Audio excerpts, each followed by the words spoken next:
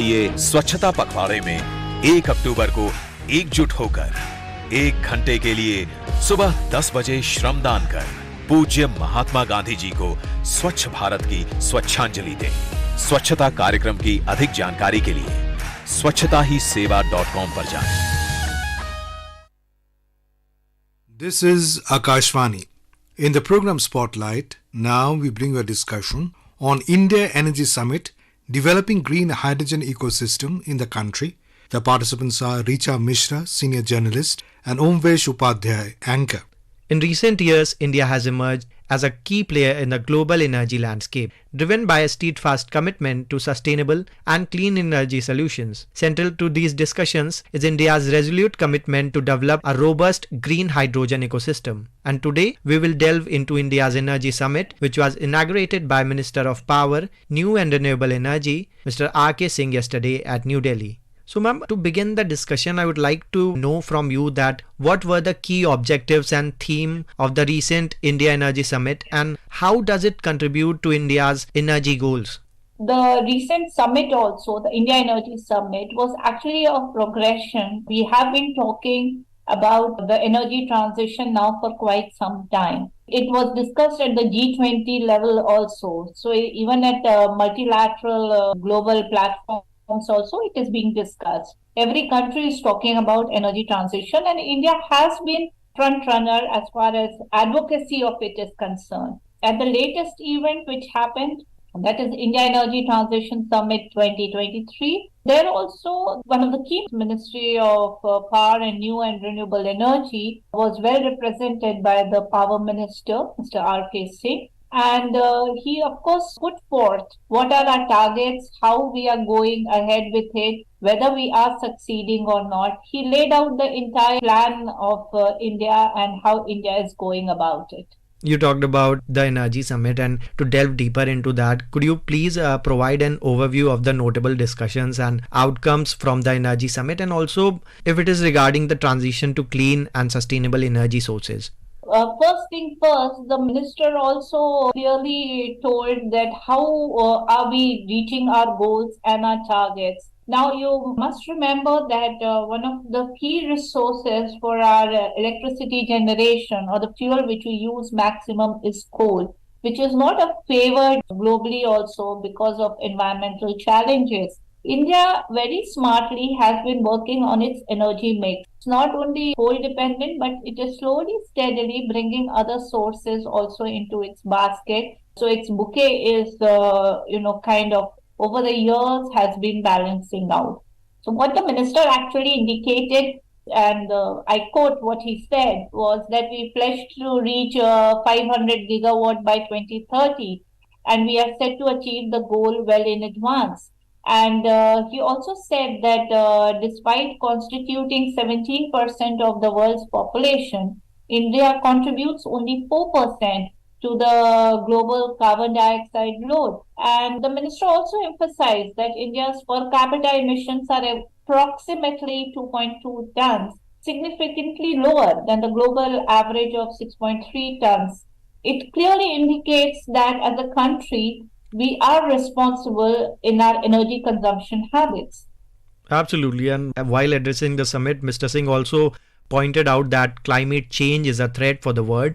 And he stressed that India is committed to living behind a healthy and safe planet for the next generation. So, ma'am, can you please elaborate on India's commitment to develop a green hydrogen ecosystem overall and what steps are being taken to achieve this goal?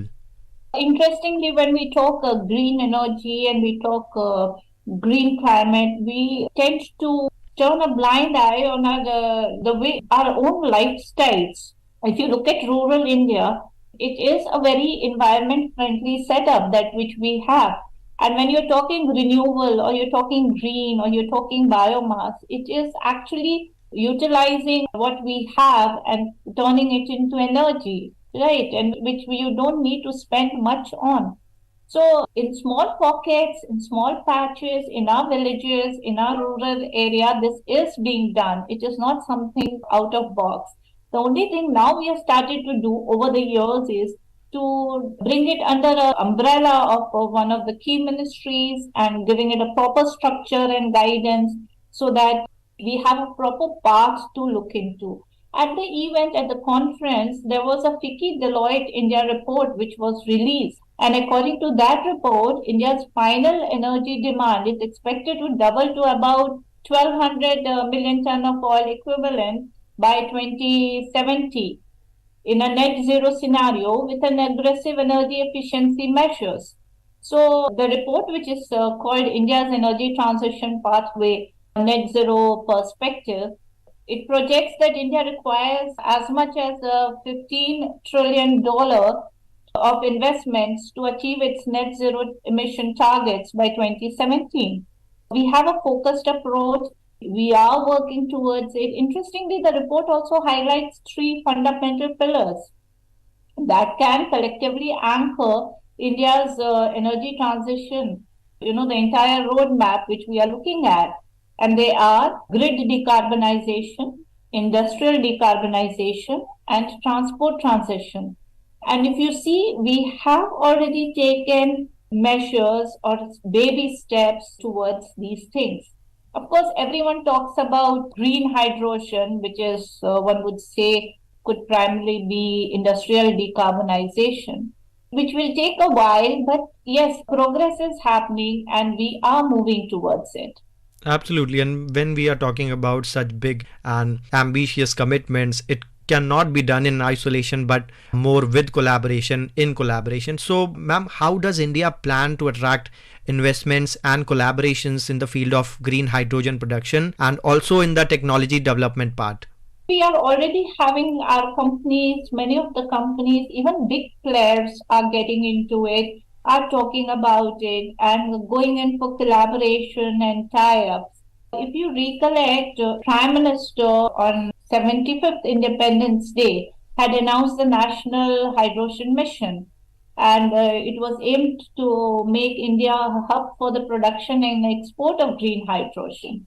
So when you have an aim and a target in place, then you start following the structure, and the mission also, laid out certain important components of like strategic interventions for green hydrogen transition program, investments for pilot projects. Research and development is again a very crucial component.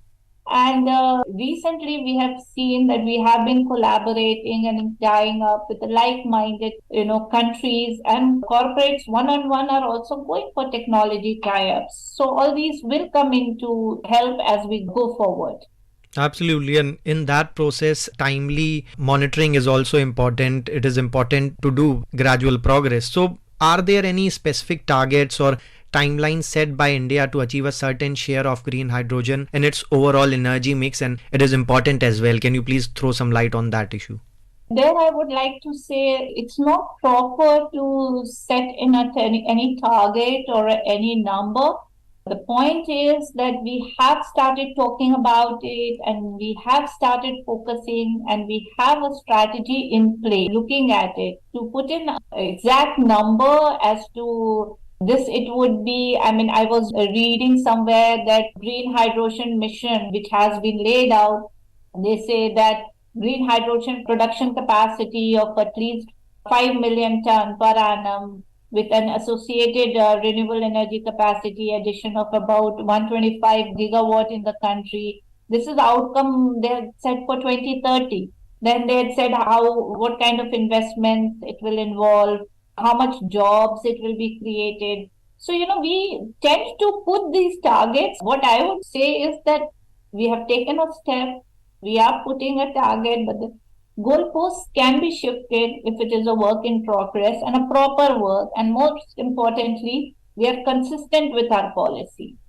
Ma'am, as we are discussing about green hydrogen technology and issues around it, this year in January, India dedicated more than 19,000 crores for National Green Hydrogen Mission. So I would like to request you to please give a very simple explanation about the overall project, its commitment, and also talk about the site program. This is mostly done to make India a global hub for production, usage, and export of green hydrogen and its derivatives. Such outlays and such targets are actually booster shots for the industry also, because it helps them also in strategizing and planning how they want to go about it, what will be the way forward.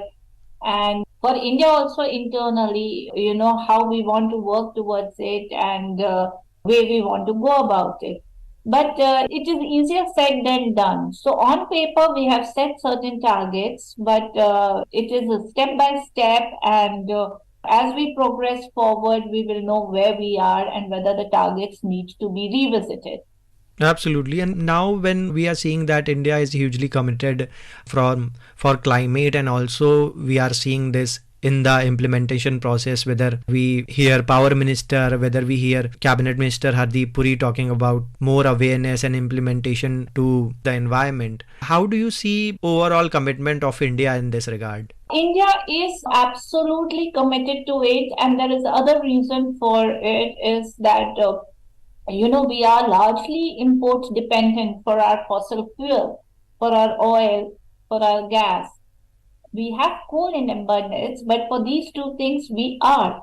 And as globally commitments to cleaner and greener climate is gaining ground, it is very important for us, one of the largest consumers. There are others too, but we are one big consumer in this whole space. So it is very important for us to start working on it a little ahead of others, because our demand is going to go up for energy. It is not that it's going to come down.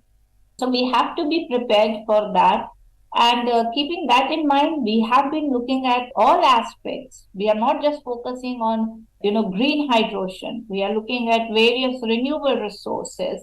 We are looking at waste management proper. So we are looking at so many other aspects also, so that, as I said earlier, that our entire energy mix or energy bouquet is well balanced out and not dependent on just one resource.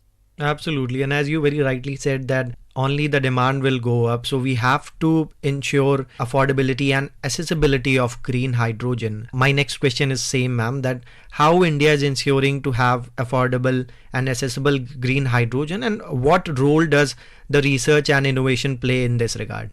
So research and innovation will play a very big role. And interestingly, if you see, a lot of big players in the space, big corporates in the space have come into play, and they are also investing quite a bit. I mean, name any big player and they are there. Whether it is Reliance Industries, whether it is GAIL India, whether it is NGPC, whether it is Indian Oil. So, all players have started coming in. That is very reassuring that we are seriously getting into the business. Ma'am, we discussed about the international collaboration and how India is doing consistently good in this regard. Can you please tell our listeners what the different ministries and different departments are doing? Are they doing a collaboration so that the overall green hydrogen mission can become a huge success? One important aspect will be there are multiple ministries involved. It is not just one ministry job. The whole progress, you will have a lot of key players, key ministries working on it. And to make it a success, it's very important that all ministries, whether it is power, whether it's petroleum, whether it is new and renewable, whether it is finance, whether it is transport, steel, all come together, fertilizers and chemicals, all come together, all put their heads together and have constructive approach to it. There should not be a different narrative coming out from different ministries. Absolutely. And with your insightful inputs, we conclude the program. Thank you so much, ma'am, for joining us today on Akashvani. Thank you. You were listening to a discussion on India Energy Summit, Developing Green Hydrogen Ecosystem in the Country. The participants were Richa Mishra, Senior Journalist, and Omvesh Upadhyay, Anchor. This program was produced and presented by the News Services Division of Akashvani. You can listen to it on our mobile app, News on AIR. This program is also available on our YouTube channel, News on AIR Official. You may share your feedback about this program through email at airnsdtalks@gmail.com or WhatsApp on 9289094044.